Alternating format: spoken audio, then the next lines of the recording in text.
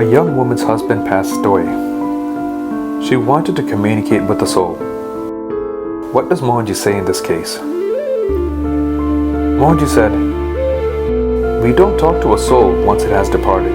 That is probably a Christian or a Western idea. In our culture or in the Vedic system, there is a clear prescription on what needs to be done once the soul has departed. When the soul embarks on its journey, we do certain rituals that support the journey. One can imagine this to be similar to when our kids are going on travel. We send food, snacks, water, etc. We send things to make the journey easy. Similarly, when a soul departs, we perform rituals that make the transit of the soul easy, and then just let go.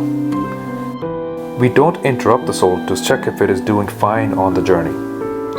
The rituals done are surrendered to God with the belief and faith that the soul's journey is going to be good.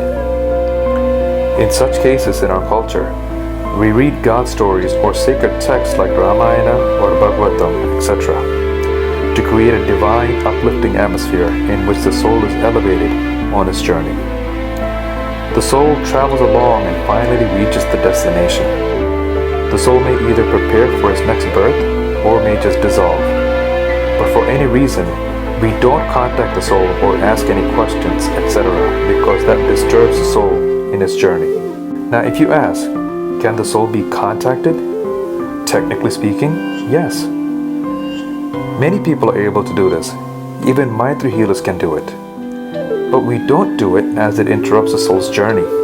In this matter, Mohanji narrates an incident about one of his cousins passing away. When a cousin sister died, she was in her 40s with the daughter, son, and husband. The soul had left the body when I asked the soul, "What will happen to your kids and your husband?" The soul had replied, "That's over. That's my past."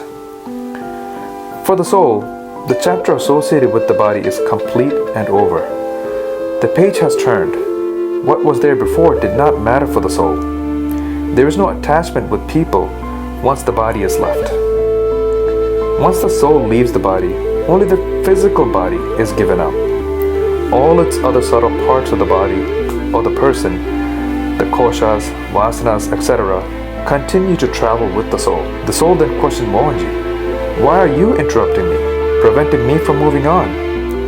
Mohanji replied he was just asking a question and was not stopping it, and asked the soul to carry on. This is the truth all should understand. What can anyone do to support the soul on this journey? Mohanji says, offer food in their name. To whom should the food be offered? Mohanji said, to 4 types of beings. That's the 4 in Act for Hunger.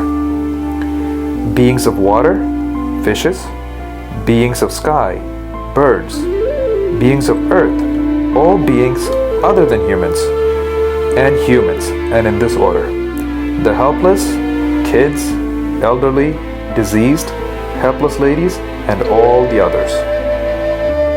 This is the Vedic system. Why is Annadaan important? If a soul has committed any bad karmas, to recompensate it and make the journey pleasant. We are only supposed to make the journey pleasant. When our near and dear ones leave, we should offer gratitude for the experiences they have given us.